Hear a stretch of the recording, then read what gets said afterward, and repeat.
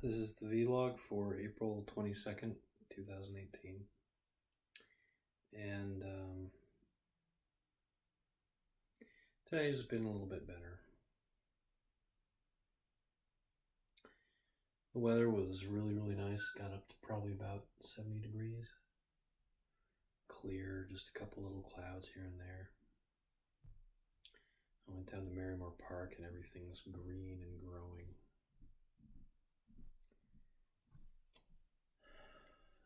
Every time I'm left to my own thoughts, I get into this battle between pain and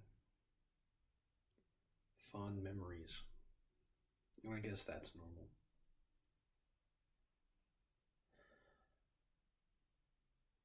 I imagine Leo talking to me, speaking English. I imagine that he picked it up as soon as he got to heaven, and he wanted to be able to communicate with me, and he couldn't. But he keeps telling me the same thing. He says, I'm not just a figment of your imagination. I am as real as the physical thing that I was. Because I'm a part of you, Eric, he says. I'm the part of you that remembers me, and that gives me existence. And I have to remember that he is still here with me.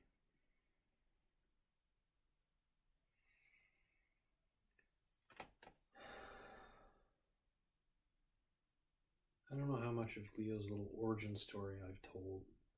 I've probably told it multiple times, and I know I've told many people over the years how it happened. About 3 months after my first cat, Mittens, passed away, I was helping some friends move, and I found him in a bush. I was late getting home that night. We were busy all day, and they treated us to pizza afterwards to pay us for our service. And so I didn't get home until well after, this was June and it was completely dark, so it was probably like 10 or 11 o'clock. I get out of my car and I hear this meowing from a bush in the neighbor's yard. Now, I'd run into feral kittens before. They didn't want a thing to do with me. In fact, the last time I remember trying to pet a feral kitten, it hissed and bit me. And my future roommates, the ones that I had been helping move, had a cat named Nabiki for about a year, and she was a foundling found in a construction site, and she was not personable. So I didn't know what I expected. I know what I expected. I expected a hiss, a swat, and then the cat would run off. But I went up to it anyway. I went, here, kitty, kitty, kitty, kitty, kitty, kitty. Here, kitty cat. And it rolled onto its back, looking at me the whole time, and started pushing towards me with its hind legs, meowing and purring. And I thought, oh God, here we go. Losing Mittens was hard. And I had made up my mind that I didn't want to replace her, and I didn't want to get a new kitten. I still had Kitsy, my other cat, although she was quite old, and I knew she wouldn't last very long herself. But I had no designs on a cat. I had no designs on a kitten, certainly. I had not rushed out to a shelter. I didn't want to go through that pain again. But something put Leo there. I've never figured it out.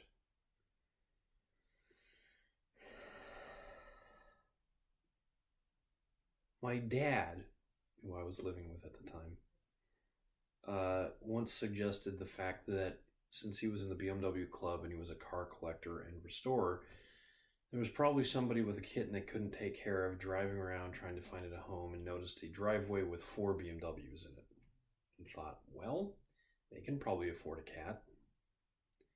I mean, they were right.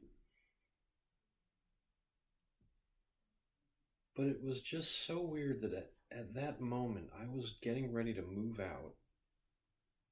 I wasn't going to bring Kitsy with me. I was going to let her stay with my folks. And now I've got this cat. I spent a week putting up posters and literally going door to door asking who had lost a kitten. I was convinced that some cat had had a litter and that there were a whole bunch of kittens in a house and one had gotten free. The very first house I went to was the neighbor's because I knew they had a cat. But I didn't realize it was a male cat, so definitely wasn't her kittens, his kittens. I went up and down everybody in the cul-de-sac. Went all around the area. I didn't want to keep it. I didn't give it a name. I barely bothered taking it to a vet just to figure out if it was a he or a she.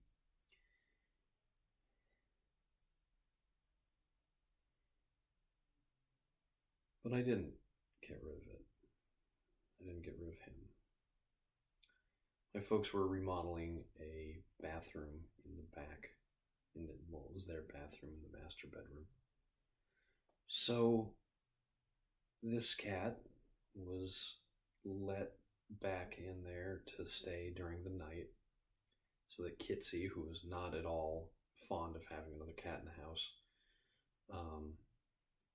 Kitsy wouldn't hassle it. And my folks went out of town for about a week, and one of the nights, while I was watching TV, I heard a thunk. Very loud. Shook the house just a little bit. So it came from the bathroom. I went back to see what had happened, and we had put some bits of wood in the shower that wasn't being used, and they'd been laying there. And they had fallen over. Well, I just figured, oh God, I'm going to lift this up and find a little kitten-shaped mess underneath. I didn't want to do that. I went and checked around the corner, checked behind the tub that was being put in, checked behind the toilet. Nothing. And no sounds. Nothing was making any sound. So I finally lift up the wood and meow, out comes this little kitten looking at me like, what's up? Do I get to go out and play now? I want to play. It's late. I want to play.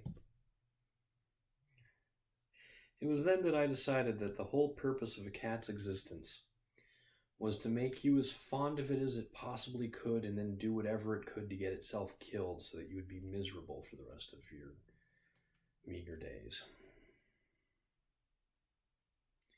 And Leo has done his best to get himself in trouble many years. He's stayed out late.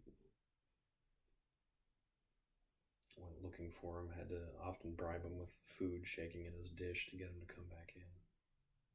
He liked being out in the dark. He liked being a little explorer.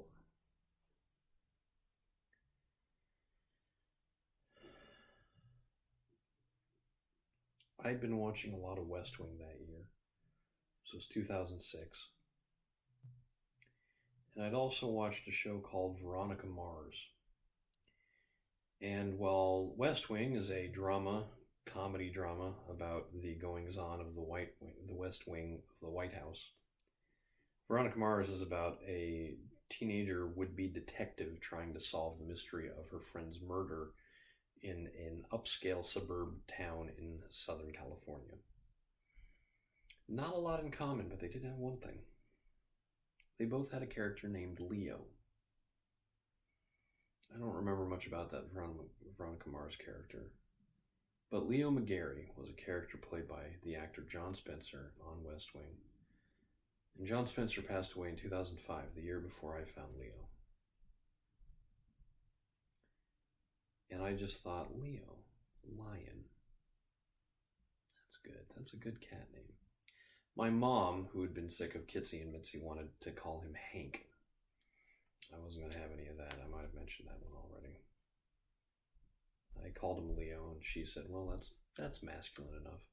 When I moved in with my friends, Brooke, who's a vet technician, rolled her eyes and said, oh, another cat named Leo, another boy cat named Leo. I said, "What's wrong?" She said, "Oh, it's like half the cats that come in are named Leo. You couldn't have been more original." I was like, "Well, I'm not going to call him Hank."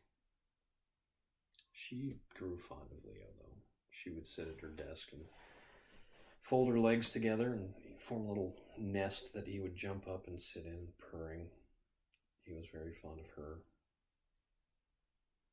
Brooke still works at the vet clinic where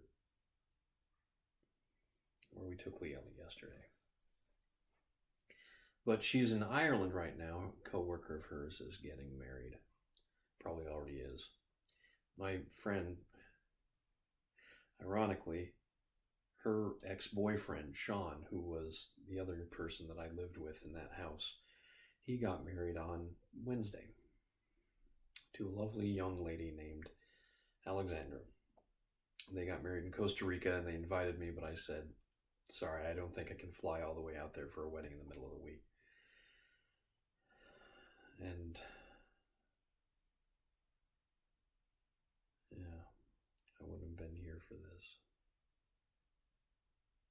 I don't know if Leah would have lasted longer if that had happened, or if my dad would have had him put down.